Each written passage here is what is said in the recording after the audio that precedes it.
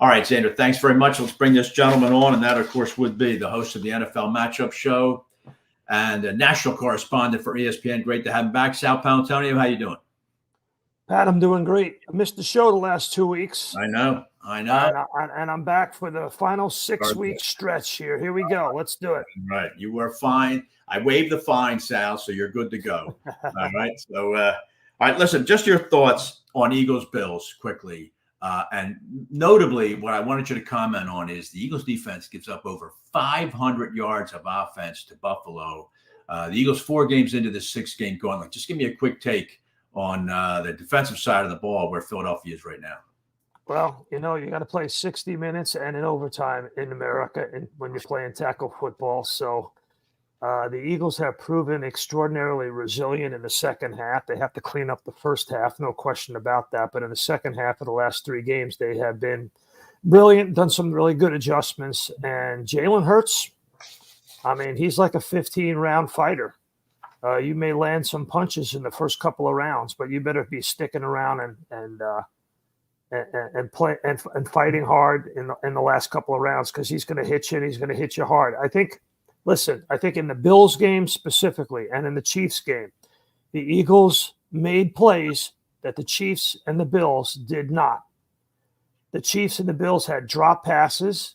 Right. The Chiefs and the Bills were not on the same page in the passing game, especially in overtime. That miss in the end zone from Josh Allen to Gabe Davis was one of the biggest goofs I've seen from a quarterback in overtime in a long, long time. And the Eagles then to march down there. And they win the football game. And because Jalen Hurts basically played flawlessly, and the Eagles had a perfect design for that quarterback run off a left tackle where Jason Kelce kicks out and just buries the blitzing defensive back. Right. And he just waltzes in untouched. I know, just a great football. What's pretty interesting is that Steve Spagnuolo showed the same exact blitz look, but didn't blitz the corner. And Sean McDermott is known for blitzing in the late quarters, especially the fourth quarter and in overtime. He gets impatient and he blitzes. He did that against the Chiefs in that divisional round playoff game, the epic one. The epic 13-second one, you mean? Yeah. The epic 13-second one, yep. Right. And they played soft coverage off of Devontae Smith and A.J. Brown and the Eagles, and Jalen Hurts took advantage of it. So it was good coaching, good adjustments, good execution, where the Bills did not have that. Hey, listen, Tom Brady and the Patriots had over 600 yards of offense and lost Super Bowl 52. It's been done, Pat. That's true, Sal. That's fair response. Sal, tell me your thought. You mentioned a minute ago about the Eagles trailing at halftime. They're 5-0 this year when trailing at halftime. The rest of the NFL, and these are from your notes, the rest of the NFL is combined 35 and 129. So Pat, 35 and 129. What is that winning percentage? 213, Sal. Pat, it's 213, and the Eagles are 5-0 during the same. That's unbelievable. I know, but you know me, my jaundiced way. I always find the cloud outside the silver lining. And you can see a cloud. There's definitely a cloud. What are they doing the first half? Exactly right. I just wanted to get your take on that. What do you think's happening in the first half that they're able to correct so well in the locker room at halftime? Well, first of all, this is living dangerously in the National Football League. They won't survive against San Francisco if they do that. It'll be very tough to come back against San Francisco. San Francisco is too well coached, and they have players who can beat you at all 3 levels. They're not going to be able to come back from 10 or 14 points in the fourth quarter like they did in the last 2 games. Right. So there's that. So they have to fix what they're doing. The bottom line is, number one thing they have to fix, pay attention to this, Pat. You can't have your defense on the field for 92 snaps. Okay. You have to have extended drives through the running game early in the game.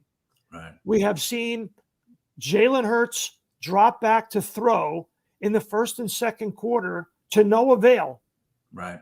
And even if you're not, even if the running game is not working, continue to pound at it until you get it to work. Now, they had 44 carries in the NFC Championship game against the Niners. Right. So the Niners are squawking that they lost the game because Brock Purdy was knocked out of the game. I know. Yeah. All right. So, I think the Niners have to do things differently to beat the Eagles in this game. And I think one of them is obvious: protect Brock Purdy. Right. So let's leave it there. When we get back from this break, we're going to finish up with Sal Pao. We're going to go through both sides of the ball. And this is a huge game. I mean, this is just a huge game because I want to talk to Sal about how has this become the new rivalry in the NFC, and have the 49ers, in fact, been waiting 10 months to play this game. I got a stat that's going to blow your audience away about this game and what it means for the Niners, and I'll give it to you on the other side. All right, we'll do that with the great Sal Paolantonio. We'll look out at the next 6 weeks. We'll do all that when we get back here on This Week in Pro Football, presented by Kennedy.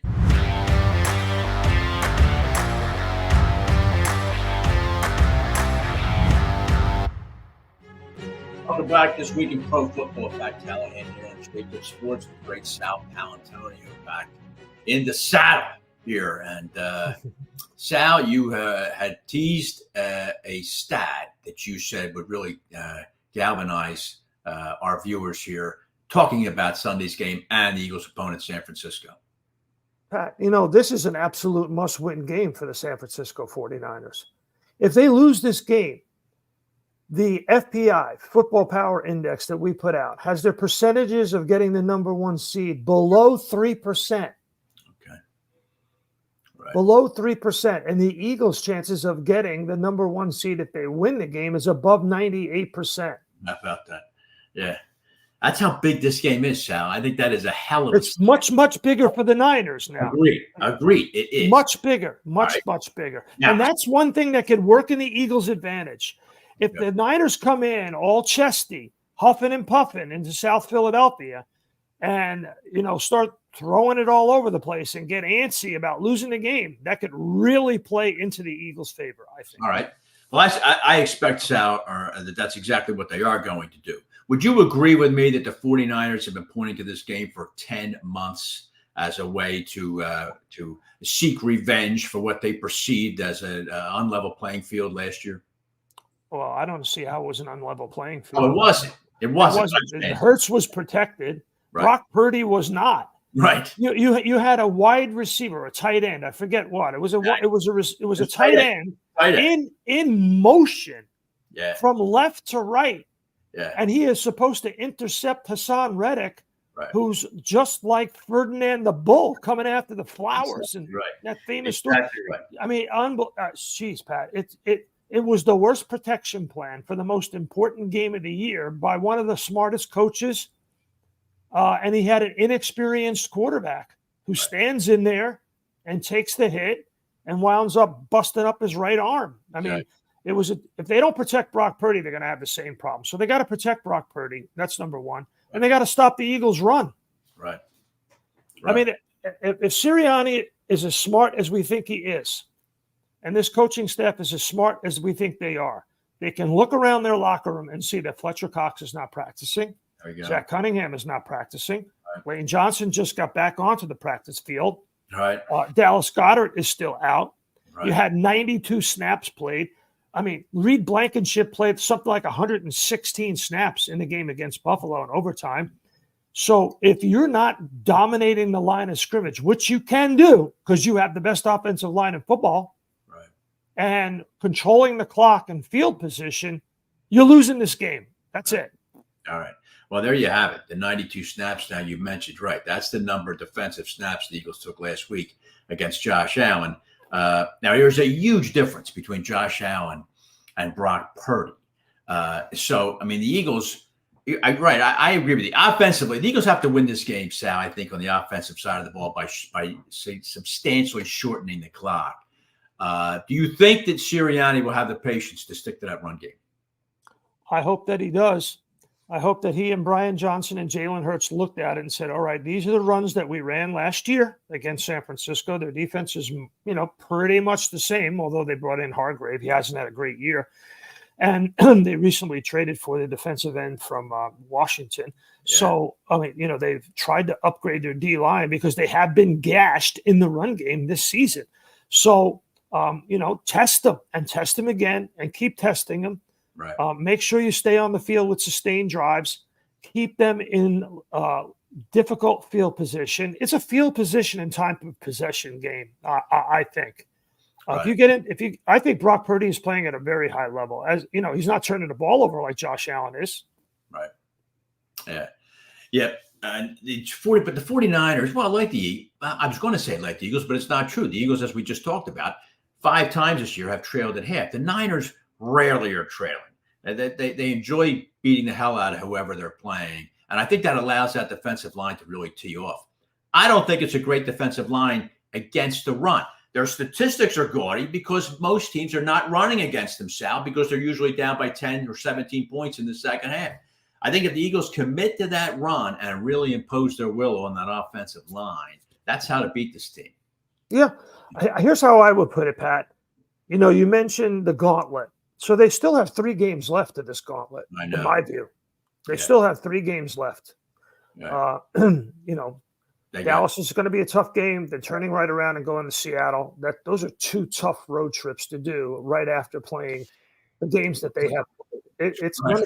The next 3 games will be the big test, in my view. I mean, that's to me. If you're going to ask me what are the 6 things to go, 6 things to watch with 6 weeks to go, I think the number one thing is, can the Eagles survive these final 3 games of the gauntlet that they are in? Right. And all they have to do is win, in my view, 1 of the 3. They don't have to sweep it. If they go 2-1, it would be great. But they have to avoid losing all 3. Agreed. The Eagles, they deserve a ton of credit, Sal, for being 4-0 through this gauntlet so Absolutely. far. Okay. We're into the 6 weeks now. 6 things to happen over 6 weeks. Let me jump one in here. Is the Dallas Cowboys, boy, they look great. There's no question about it. I think Dak Prescott is having his best year. And I'll tell you what the catalyst was, Sal. I think when they got dusted by San Francisco, they threw that offensive playbook out the window and started over. And I think it's been much to Prescott's benefit, but they still haven't beaten anyone, Sal. So the second of my NFC things is, can Dallas prove that it really belongs with the big boys? And can Dallas, that the best they're going to do, Sal, is a 5 seed, but can they actually get themselves primed to make a deep playoff run? The combined record of the teams the Cowboys have beaten is .308. They won. The teams that they have beaten have a winning record of 30% of their games. Right. The Eagles, it's 4-7-0. The Niners, it's 4-8-9. By the way. Yeah. And you know what kickstarted this Cowboys run? They played the Giants, the Panthers, and the Commanders. Yeah, that certainly helps. That helps when you're playing those kind of teams. They get Seattle this week. So yeah, I mean, I agree. That's the second thing. Can the Cowboys beat somebody? Yes. And they're going to get their chance. They got Philadelphia. They still have to go to Buffalo, which could be a desperate team by then. So Dallas is going to get its chance. Philly, go to Buffalo, and I do believe they have to go to Miami too. Yeah, so Dallas still has a tough road ahead of them as far as, and I don't think they're going to catch Philadelphia, but they have a chance to do it, Sal, because if the Eagles stumble Sunday, the Cowboys could tie the Eagles. But you're right. They go Philadelphia, then at Buffalo, then at Miami, then they host Detroit on a Saturday. So it's much tougher stretch run for the Cowboys than they've enjoyed. This Eagles team, Pat, is so tough-minded. You know, you haven't heard anything from this Eagles locker room about any of the challenges that they have faced. And you've heard from a lot of other teams in the NFL. They squawk, they whine about things. The Eagles don't. It's a very tough-minded team that comes from 2 coaches' sons. Nick Sirianni is a coach's son. Jalen Hurts is a coach's son. These guys have been coached all their life at home and on the playing field by coaches who will give them no quarter. You know, there's no crying on the yacht, that kind of stuff. You know, I don't want to hear anybody complaining. There's no crying and complaining on the yacht. Right. You know, and I've met Sirianni's dad. He is one serious dude.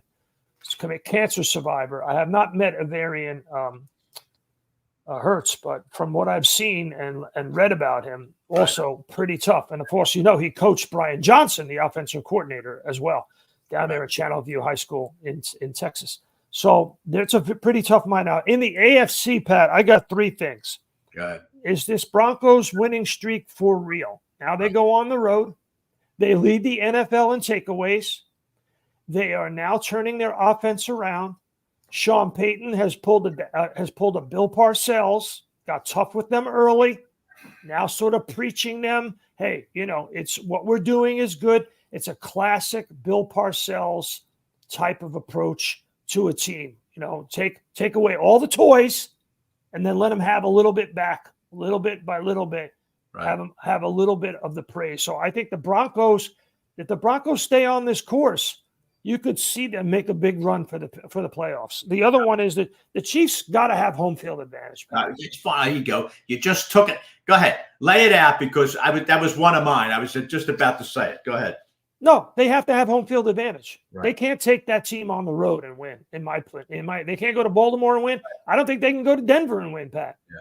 Yeah. Yep. And the flip side of that, Sal, but this is not really a 6-week thing, but clearly the AFC is the Baltimore Ravens. I have lampooned them all season long as one of the great regular season teams of all time. Yep.